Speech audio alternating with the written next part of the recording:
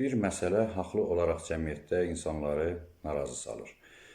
Bu, bəzi din xadimlərinin, ümumiyyətlə əksəriyyətin demək olar ki, yas mərasimlərində, müxtəlif tədbirlərdə ərəb dilində, fars dilində dua etmələridir.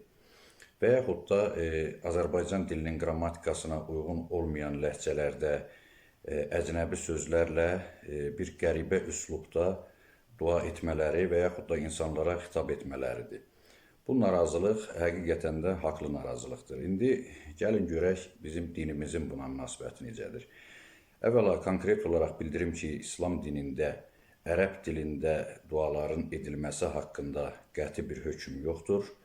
Yəni belə bir göstəriş yoxdur ki, Quran-ı Kərimdə və yaxud da Həzrət Peyğəmbərin hədislərində ki, insanlar ərəb dilində mütləq dua etməlidirlər. Belə bir göstəriş yoxdur. Hər kəs öz dilində, öz ana dilində, cəmiyyətin başa düşdüyü dildə Allaha dua etməlidir və yaxud da ki, dini anlatmalıdır. Yeganə olaraq Quran-ı Kərim mətninin orijinallığının qorunması məqsədi ilə namaz kimi ibadətlərdə məhz mətnlər, surələr orijinaldan oxunması tövsiyə olunur. Ancaq duaların dəfn mərasimi zamanı, ehsan süfrələrində, yas məclislərində, nicah məclislərində, ölüyə təlqin verərkən və yaxud da başqa ictimai tədbirlərdə demək, duaların sırf ərəb dilində, xüsusən də şablon duaların əzbərlənərək oxunması insanların haqlı narazılığına və narahatlığına səbəb olur. Çünki bir çox adamlar onu başa düşmür. Çox vaxtı nə yazıq ki, o duaları oxuyan dırnaqarası din təmsilçiləri mi deyək, din xadimləri mi deyək, ruhanilər mi deyək, onların əksəriyyəti heç özləri də onu başa düşmürlər. Sadəcə ata-babadan, ənənədən belə bir qayda görüb götürüblər ki, bu dualar sırf sanki ərəb dilində oxunmalıdır. İnsan öz dilində bu duaları eləyə bilməz. Bu tamamilə absurd bir məsələdir, yanlış bir fikirdir. İnsanların öz dilində dua etməsi üçün heç bir maneə yoxdur. Əksinə bu daha tövsiyə olunan bir məsələdir. Ona görə ki, Quran-ı Kərimdə, İslam dininin mahiyyətində anlamaq və anlatmaq əmri var. Oxumaq və oxutmaq əmri var. Başa düşmək, fəhm etmək, dərk etmək, tədəbbür etmək, bu ifadələr işlənir elə Quran-ı Kərimin özündə də bunlar var. Ancaq ərəb dilində, bəzən də əksər vaxtlarda da heç ərəb dili qaydalarına da uyğun olmayan bir tərzdə Kiril əlifbasından və yaxud da Latın əlifbasından ərəbcə duaları köçürüb əzbərləyirlər və onu da ifadə eləyəndə əksinə məna pozulur, tamamilə təhrif olunur və anlaşılmaz bir demək mənzərə yaranır. Gəlin görək bu nə vaxtdan yaranıb, nə üçün yaranıb ki, bu ənənə dəb alıb. Şübhəsiz ki, bu da xurafatın bir qəbilindəndir. Ancaq bunun bir mənbəyini biz aydınlaşdıraq. Vaxtilə bilirsiniz ki, bölgələrimiz, ümumiyyətlə ilə Azərbaycan da daxil olmaqla Qafqaz Albaniyası və digər ərazilər Əməvilər və Abbasilər xilafətinin tərkibində olubdur. Və bu zaman xilafət mərkəzindən bu bölgələrə valilər təyin olunub, vergi amirləri, vergi müfəttişləri təyin olunub. Bəzən də mübəlliğlər, yəni dini təbliğ edən müəllimlər, anladan şəxslər, təbliğatçılar təyin olunubdur. Şübhəsiz ki, onlar da ərəb olub. Əksər vaxtlarda da bu Abbasilərin, Əməvilərin öz nəsil şəcərələrinə məxsus adamlar olub. Və bunlar bu bölgələrdə fəaliyyət göstərərkən əhaliyə məhz ibadətləri, dinin şərtlərini anladarkən bu cür duaları da təlqin ediblər və həmin şəxslərin iştirak etdiyi tədbirlərdə, məclislərdə onların məhz başa düşməsi üçün bu ərəb dilində oxunubdur.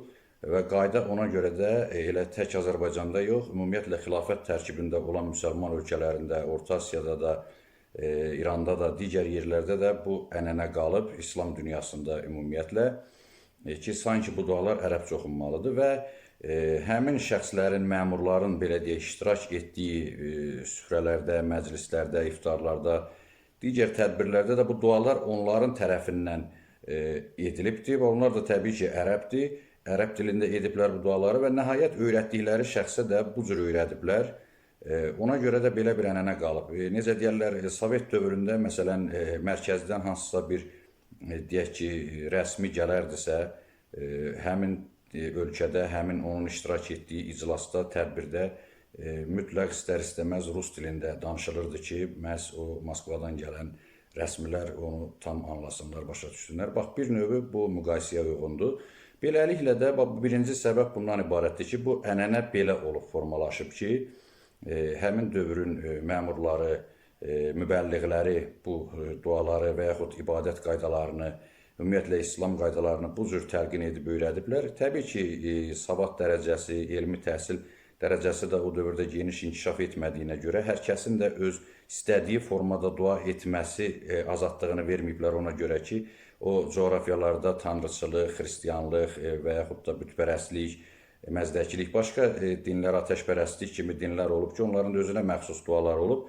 Yəni, bunlarla qarışıq düşməsin deyə Allahın obrazlarını İslama uyğun yox, həmin təhrif olunmuş dinlərə uyğun təqdim etməsinlər deyə bir qədər də bu ərəb dilində mətnlərə üstünlük verilmişdir.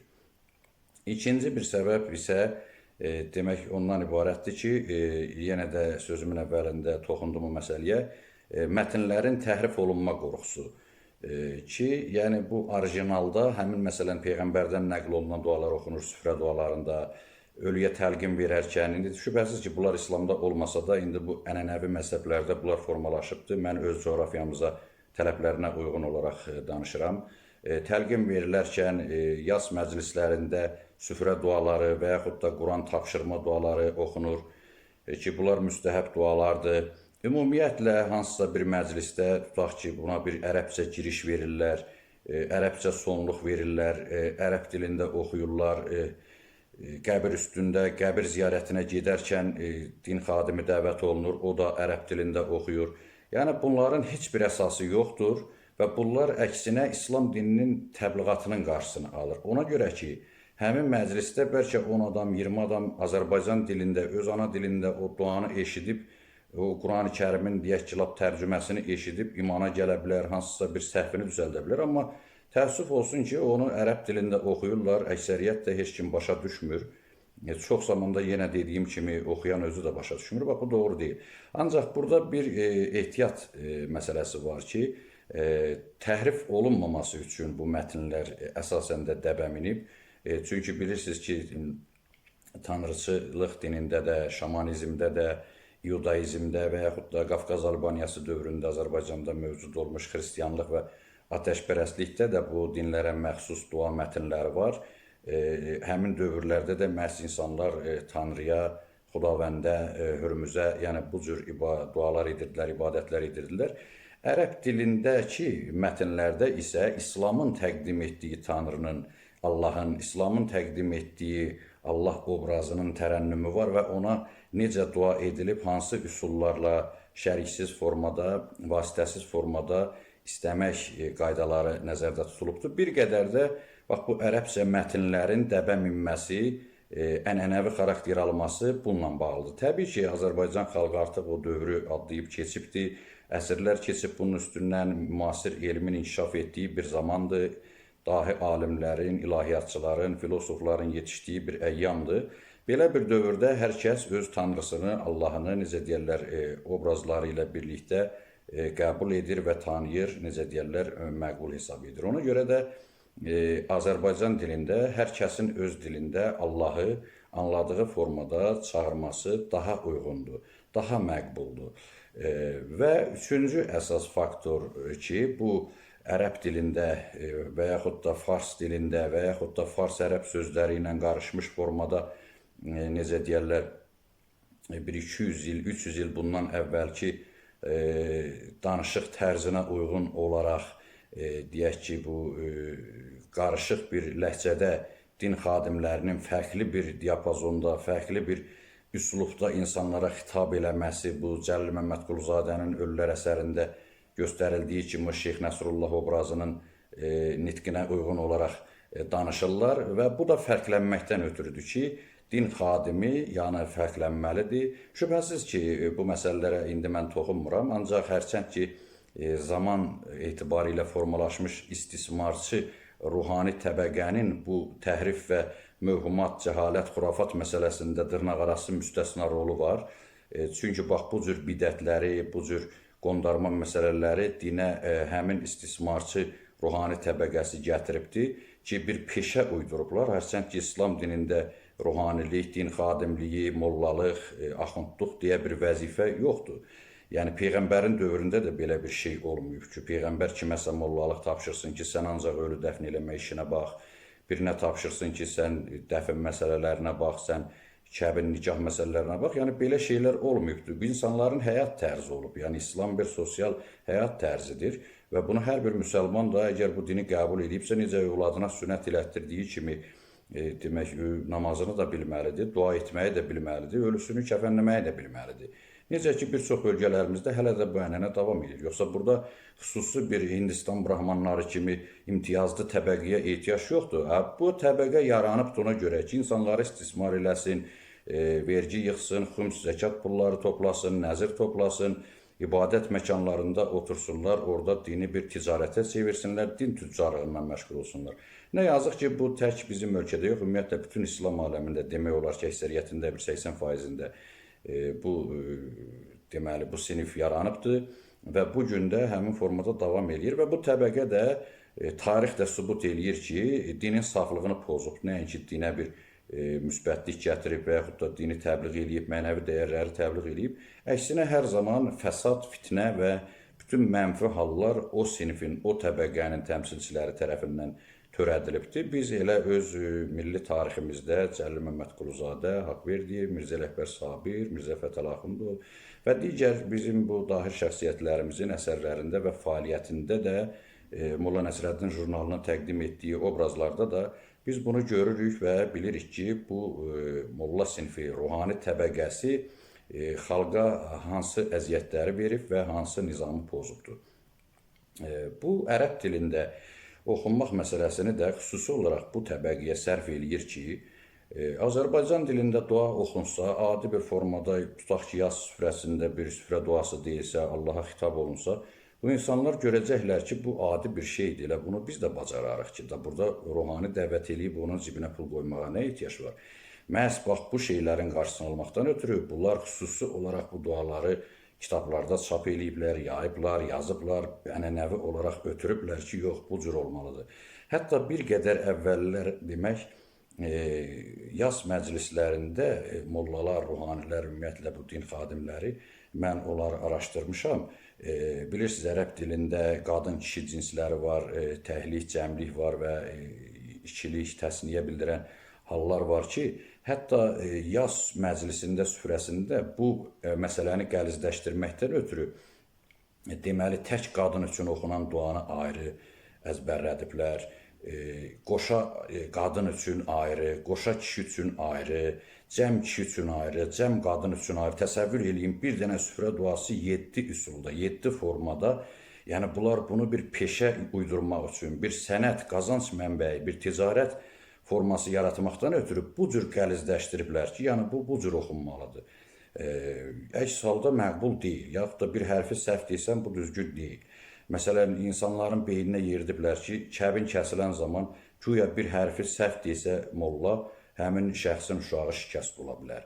Və yaxud da kiminsə övladının nöqsanı olurmuşsa, onu bəhanə tuturmuşlar ki, bəs sənin kəbini kim kəsibdir, ola bilsin orada bir hərf səhv oxunub və nəticədə də bu bədbaxtlıq baş veribdir. Bax, belə bir xurafatlarla, möhümatlarla, cəhalət nümunəsi ilə insanların beynini zəhərləyiblər.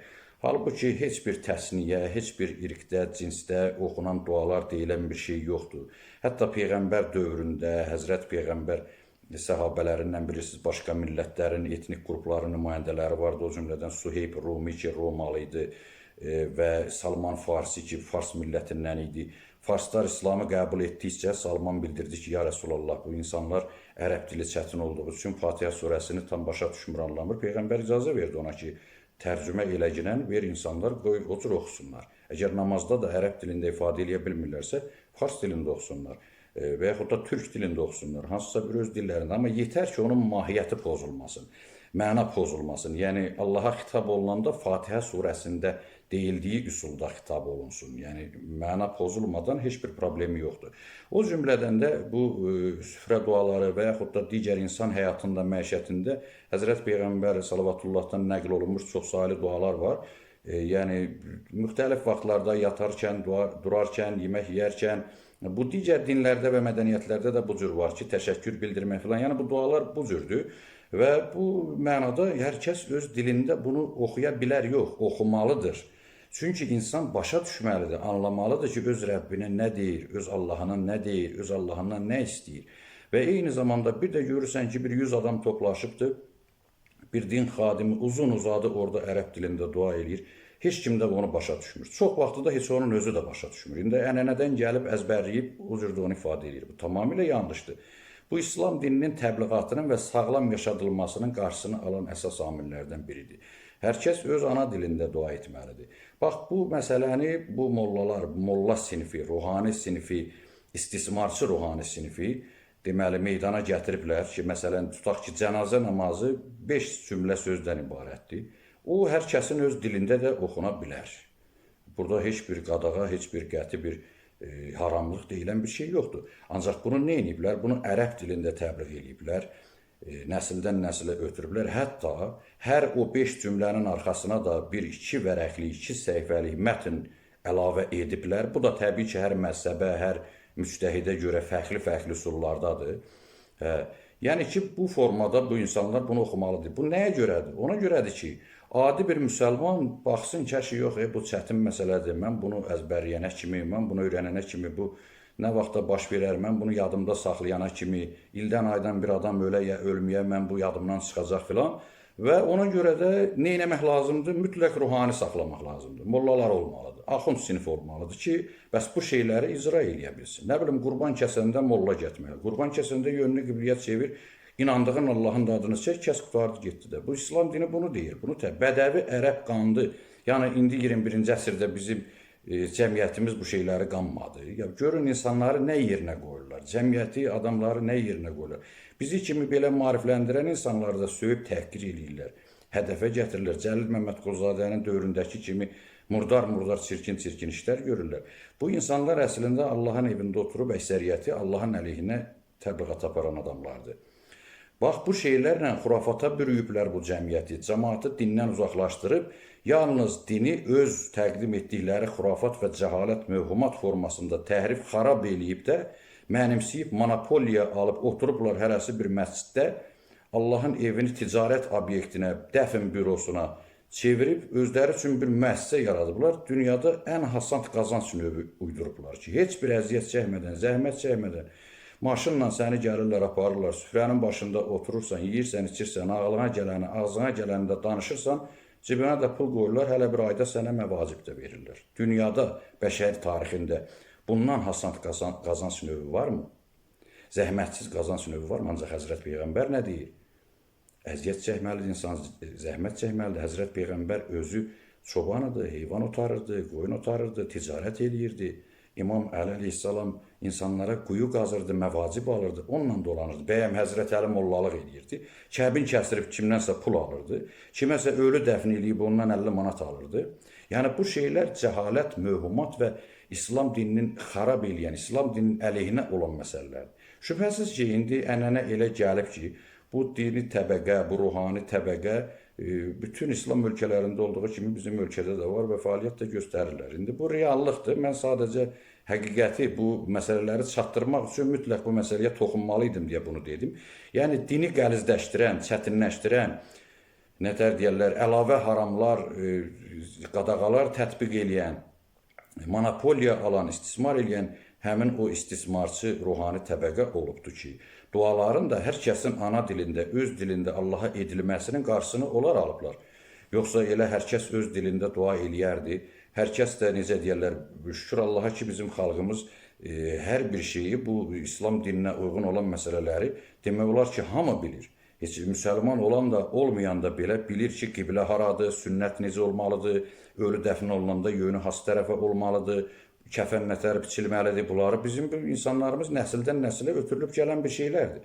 Burada bir Tanrı Peyğəmbər işi yoxdur və yaxud da ki, ərəb dilində bir dualar mütləq oxunmalıdır, nə bilim mən, bu nöqtə burada bu cür deyilməlidir filan olmalıdır. Bu yanlış, yarma, qırma, aladəmgil, necə deyərlər, bu tərsonant bu şeyləri oxuyunca ərəb dilində və yaxud da fars sözlərindən qatıb qarışdırıb, Elə hər kəsin öz dilində bunu tələffüz etməsi, dua etməsi daha məqbuldur, daha uyğundur. Məgər demirikmi ki, Allah insana şah damarından yaxındır. Allah alimdir, bəsirdir, səmirdir, eşidəndir və görəndir, biləndir, dərk eləyəndir, duyandır. Sən lap onu səhv demiş olsan da, o duada bir nəsə yanlışlığa yol vermiş olsan da, bu aləmlərin Rəbbi olan Allah hikmət sahibi, o bilir ki, sən nə ifadə eləmək istəyirsən. Bir şey ki, insanın qəlbindən keçəni bilir. Bir şey ki, Allah Teala tam mahiyyəti etibarilə hələ o hadisə baş verməmişdən əvvəl ona vaqifdir, ona alimdir, ona nə gərək var ki, burada nöqtə vergül. Bu şeylər bir nitq söyləyəndə, hardasa bir ingilis dilində gedib konferansda mühazirə oxuyanda lazımdır ki, bu dili düzgün biləsən ki, o cəmaat onu düzgün başa düşsün. O bəşərdir. Səhv oxusan bir sözü yanlış desən yanlış anlaşıla bilər. Nəuzubillah, haşa, estağfurullah. Allahı onda nə yerinə qoyub, nə təsəvvür eləyirlər ki, yox, ərəb dilində oxunmasa Allah başa düşməz. Və yaxud da bu sözü bu cür səhv dedinsə, bir adam bir kəlmə artıq əksik söz işlətdirsə, dua deyəndə dili çaşıb, deməli Allah ona qəzəb eləyər və yaxud da bunu qəbul etməzmi, nədir? Yəni bu şeylər gülüncdür. Yəni insanlar Quranda məntiqə çağırılır, təfəkkürə çağırılır, elmə çağırılır, düşünməyə çağırılır. Düşünün də insanlar. Bu ruhani istismarçı təbəqə əsrlərdir İslam aləmini sağır, istismar eləyir, soğur, sümürür. Bütün ölkələrdə belədir də, indi bizə də keçibdir bu bəlbələdən, zəlzələdən, hər necə olubsa, ənənəyə uyğun olaraq gəlib və indi də davam eləyir. Yəni Allahı həqiqətən dərk etmək, ibadət etmək, sağlam, Allah adam olmaq üçün o təbəqədən uzaq olmaq lazımdır. Buyurun, minlərlə nümunə vermək olar ki, bu törədilən fəsadlar, məzhəbçilik, ayrı-seçkilik, bu o bir ölkənin siyasi din xadiminə pərəstiş eləyir, bu birisinə vilayətinə təqlid eləyir, o birisinin şeyxliyinə etiqad eləyir və nəticədə nə qədər cərəyanlar, nə qədər təriqətlər, nə qədər məzhəblər, nə qədər xurafat və möhumat nümunələr yaranıb ki, bunu adi sıravi vətəndaşlar, sıravi necə deyirlər, cəmiyyət yaratmayıbdır bunu, bu dünyəvi əhali. Mülki insanlar bunu bu istismarçı ruhani təbəqə gətiribdir meydana. Tarix boyu belə olub, tək indi belə yox. Ona görə bu məsələləri insanlar ağlını işlədib düzgün başa düşməlidir. Quranın tərcümələri var, oxuyun. Quranla ibadət etmək, namaz qılmaq ona görə məqbul deyil ki, Quranın vahid tərcüməsi yoxdur. Bilirsiniz, hər ölkədə 7, 8, 10, 15 tərcümə var. Hərəsində də Quran ecazkar və necə deyirlər, daha mükəmməl kitab olduğuna görə onun konkret tərcüməsi mümkün olmur və şərhə bəyana ehtiyac olur. Həm də bu müsəlmanların vəhdətini, birliyini, beynəlxalq aləmdə vahid ibadət mövqeyini qorumaqdan ötürü namaz istisna olaraq orijinal ibadət olaraq saxlanılıbdır ki, bu digər səmavi dinlərdə də belədir. Ki, arami dilində, İbrani dilində oxunur xristiyanlıqda və yahudilikdə də bu şeylər var. Burada bir problem yoxdur. Hansı ki, bəzən bunu da gündəmə gətirirlər. Belə ehtiyac olarsa əgər, hər kəs özü üçün onu da oxuya bilər. Ərəb dilində yadında qalmayan surələr, oxuya bilməyən kitabdan da oxuya bilər namazda. Dəftəri əlində tutub qıla bilər. Heç bir problem yoxdur. Və yaxud da öz ana dilində oxuya bilər. Amma ictimai ibadətlərdə, ictimai namazlarda hər kəsin öz dilində oxuması bu artıq milli dinlərə xas olan bir məsələdir ki, sırf eyni dildə, eyni irqdə olan adamlar ibadəti öz dillərində edə bilərlər. Çünki hamısı eyni dili bilirlər. Amma müsəlmanlar fərqli-fərqli xalqlara, millətlərə məxsusdur. Əksəriyyəti də bir-birinin dilini bilmir. Ərəb dili burada vahid ibadət dili olaraq qəbul edilib ki, necə ki namazda tutaq ki, ərəbdə, farsda, türkdə, kürddə, digər millətlər, müsəlmanlar namaza dururlar, cümə namazlarına, digər cəm namazlara. Burada hərə öz dilində əzan oxusa, hərə öz dilində Fatihə surəsini oxusa, artıq təsəvvür edin hansı mənzərə yaranır. Ancaq dualara qaldıqda isə, ayinlərə qaldıqda isə, təbii ki, bunlar hər kəsin öz dilində olmalıdır, öz dilində həyata keçirilməlidir. Təşəkkür edirəm diqqətiniz üçün.